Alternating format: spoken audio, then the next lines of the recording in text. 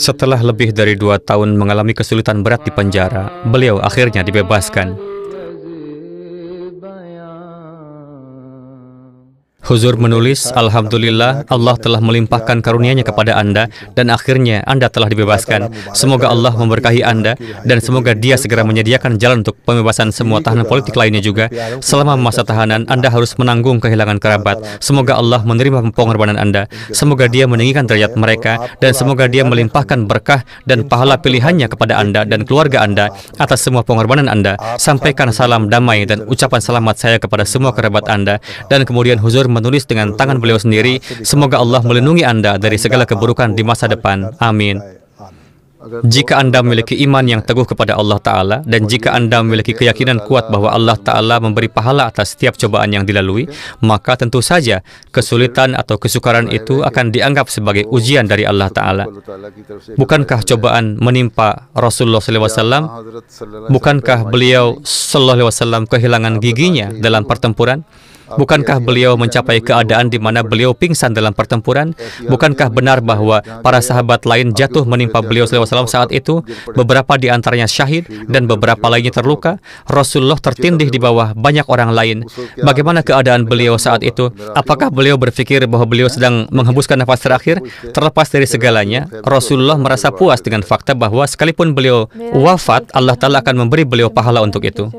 Saya yakin jika kita melihat komunitas lain di luar Jemaat Muslim Ahmadiyah, saya rasa tidak ada yang memiliki pemimpin yang memperlakukan pengikutnya dengan cinta dan kasih sayang seperti itu, yang berdoa untuk mereka dan yang membuat mereka merasa seolah-olah dia berdiri bersama mereka. Huzur tidak pernah meninggalkan siapapun sendirian atau tak berdaya, terutama seorang yang telah mewakafkan hidupnya. Setiap Ahmadi merasakan ini, bukan berarti hanya mereka yang mewakafkan hidup yang memiliki jaminan ini. Tapi cobaan tidak berakhir di sini. Beliau terus diseret ke pengadilan selama beberapa bulan berikutnya. Suatu hari ketika beliau akan meninggalkan pengadilan, beliau menerima pesan. Saya diberitahu oleh teman-teman saya untuk tidak meninggalkan ruang sidang karena ada para ulama yang berkumpul di sekitar pengadilan dan itu berbahaya. Mereka memberitahu saya untuk tidak duduk di mobil yang saya tumpangi ketika datang. Ada mobil putih lain, si Anu, duduk di mobil itu. Anda tidak boleh membuang waktu ketika Anda keluar. Anda harus keluar dan segera duduk di mobil itu. Ketika saya duduk di mobil, 3 atau 4 orang mengepung mobil saya dan ada 3 atau 4 orang lain di seberang jalan. Mereka mendatangi mobil, membuka pintu mobil, menyeret saya keluar dan terjadi perkelahian. Mereka mengatakan bahwa kamu tidak bisa pergi kemanapun karena ada gugatan yang diajukan terhadap kamu.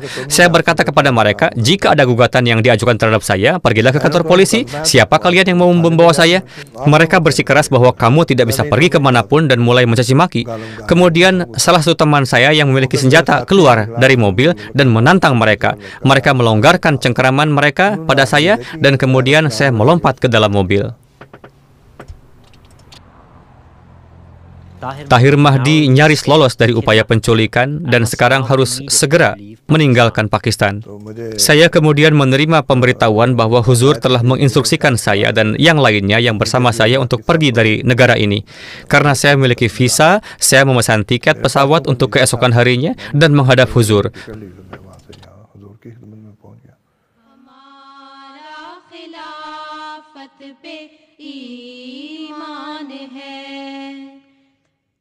इसी से हर एक मुश्किल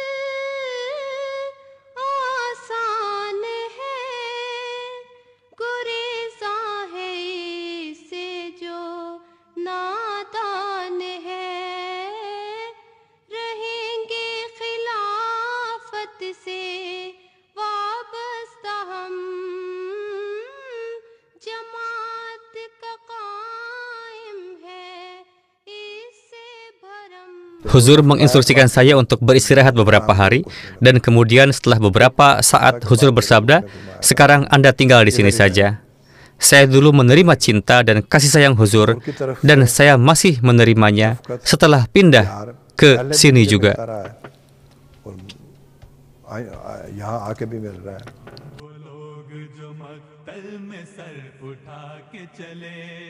लहू की आंच पे दिल का दिया जला के चले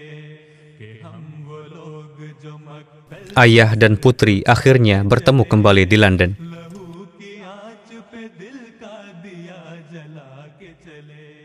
Apapun yang saya miliki semuanya berkat Jemaat Ahmadiyah, dan karunia yang saya peroleh berkat Ahmadiyah tidak dapat dijelaskan dengan kata-kata. Adakah kaum yang bisa mengalahkan jiwa-jiwa yang memiliki gejolak emosi seperti ini? Tentu saja, mereka tidak akan pernah bisa melakukannya. Para penentang selalu mengalami kekalahan dalam upaya mereka untuk menghancurkan jemaat. Jemaat dengan karunia Allah Ta'ala terus mencapai tingkat kemajuan yang lebih tinggi karena jemaat Masih Maud alaihi salam ini terlindung di balik perisai pertolongan, bantuan, dan perlindungan ilahi. Dengan demikian, hari ini, jika di tempat-tempat tertentu, para penentang tampak lebih kuat, dan jika orang-orang Ahmadi tampak menderita di bawah penindasan, ingatlah bahwa kesulitan dan keadaan ini hanyalah sementara. Insya Allah, hari itu akan segera menyingsing bagi kita ketika mereka yang melakukan kekejaman terhadap orang-orang Ahmadi akan ditiup sirna seperti ranting dan jerami yang tidak berguna disapu.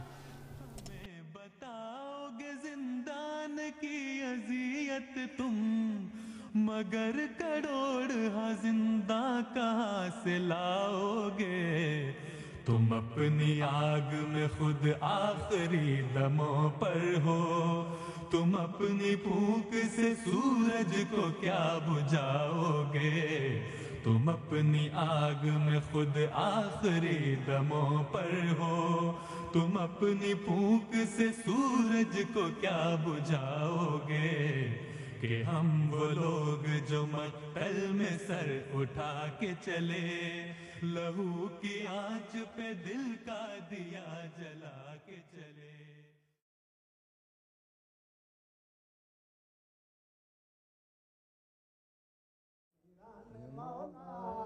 तुम पर सलाम हमेशा रासी तेरा नाम असीरान मौला ही तुम पर सलाम अमदियत दिखाते प्यार करिया पैदी प्या कैदा कदे दी ते कैदा कदे दी अल्लाह दे दर ते प्या सर को झुके दी अल्लाह दे दर ते प्या सर को झुके दी राजी तेरे उते रब रहमान असीरान मौला ही तुम पर सलाम